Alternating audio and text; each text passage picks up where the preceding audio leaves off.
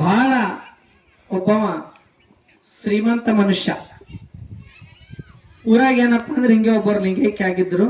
ಲಿಂಗೈಕ್ಯ ಅಂದ್ರೆ ಗೊತ್ತಾಯ್ತಲ್ಲ, ಸತ್ತಿದ್ರು. ಏನಾಗಿತ್ತಪ್ಪ ಅಂದ್ರ ಆ ಮನುಷ್ಯಗೆ ಏನಪ್ಪಾ ಅಂದ್ರ ಮೆರವಣಿಗೆ ತಗೊಂಡು ಹೋಗ್ಲಕತ್ತಿದ್ರು. ಮ್ಯಾಲಿಂತ ಮಳಿ ಬರ್ಲಕತ್ತಿತ್ತು.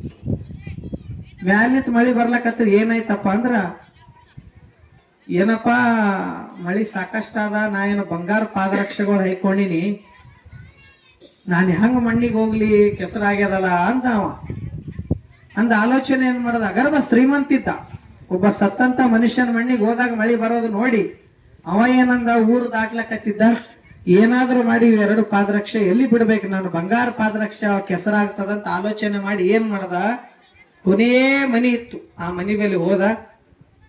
ಸ್ವಲ್ಪ ನಿಮ್ಗೊಂದು ಕೆಲಸ ಹೇಳ್ತೇನ್ರಿ, ನೀವು ಸ್ವಲ್ಪ ನಮ್ಗೆ ಸಮಯ ಕೊಡ್ಬೇಕಂದಾಗ ಏನ್ರಿ ಅಂದ್ರು. ಏನಿಲ್ರಿ, ಇಲ್ಲಿ ಒಬ್ಬರು ತೀರ್ಕೊಂಡ್ರ ಅವ್ರ ಮಣ್ಣಿಗೆ ಹೋಲಕತ್ತೀನಿ, ನಾನು ಎರಡು ಬಂಗಾರ ಪಾದರಕ್ಷೆಗಳು ಅದಾವ, ನಾ ಏನಪ್ಪಾ ಅಂದ್ರ ಸ್ವಲ್ಪ ಇಲ್ಲಿ ನಿಮ್ಮ ಮನೆವರೆಗೆ ಬಿಟ್ಟು ಹೋಗ್ತೀನ್ರಿ, ನಾ ಬರೋತನ ಸ್ವಲ್ಪ ನೋಡ್ರಿ ನೀವು ಅಂತ ಅಂದ. ಹೇ, ಬಂಗಾರ ಪಾದರಕ್ಷೆ ತಂದು ಮನೆವರೆಗೆ ಬಿಟ್ರಿ ಹೆಂಗಪ್ಪ, ಒಳಗ್ ತಂದು ಬಿಡ ಅಂದ್ರ ಅವ್ರು.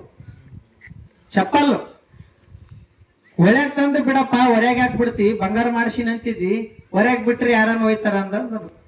ಅಂದ್ರ ಇವತ್ತು ಮನುಷ್ಯಂದ ಏನಾಗ್ಯದ, ಮನುಷ್ಯನಕ್ಕಿಂತಲೂ ಕಿಮ್ಮತ್ ಬಂಗಾರ ಕಿಮ್ಮತ್ತಾಗ್ಯದ.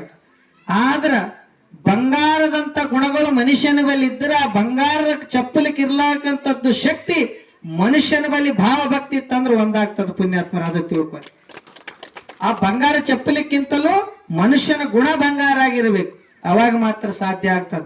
ಇವತ್ತೆಲ್ಲ ನಿಮಗೆಲ್ಲ ರೊಕ್ಕ ಕೊಟ್ಟರೆ ಯಾರು ಬಂದಿಲ್ಲ, ಶ್ರದ್ಧಾ ಭಕ್ತಿ ಇಟ್ಕೊಂಡು ಬಂದಿರಿ.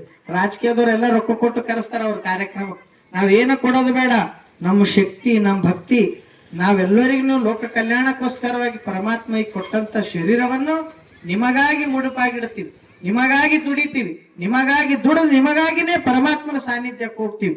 ಅಂಥದ್ರೊಳಗೆ ನೀವು ಕೂಡ ಎಲ್ಲರೂ ಸಾಕಾರ ಮೂರ್ತಿಗಳಾಗಿ ಪ್ರತಿ ಅಮಾವಾಸ್ಯೆ ಆಗಲಿ ಹುಣ್ಣಿಮೆ ಆಗಲಿ ಇಲ್ಲಿ ಬರ್ತಕ್ಕಂಥದ್ದು ಒಳ್ಳೇದ್ದು ಕೆಟ್ಟದ್ದನ್ನು ಈ ಶ್ರೀ ಆಶ್ರಮದ್ದು ಏನಪ್ಪಾ ಅಂದ್ರ ಮುತ್ತಿರ ಮೇಲೆ ವಿಶೇಷ ಕಾಳಜಿ ನೀವೆಲ್ಲರೂ ಮಾಡ್ರಿ. ಯಾವಾಗಲೂ ನಾವು ಕಾರ್ಯಕ್ರಮ ನಡೆಸ್ಕೊಂಡು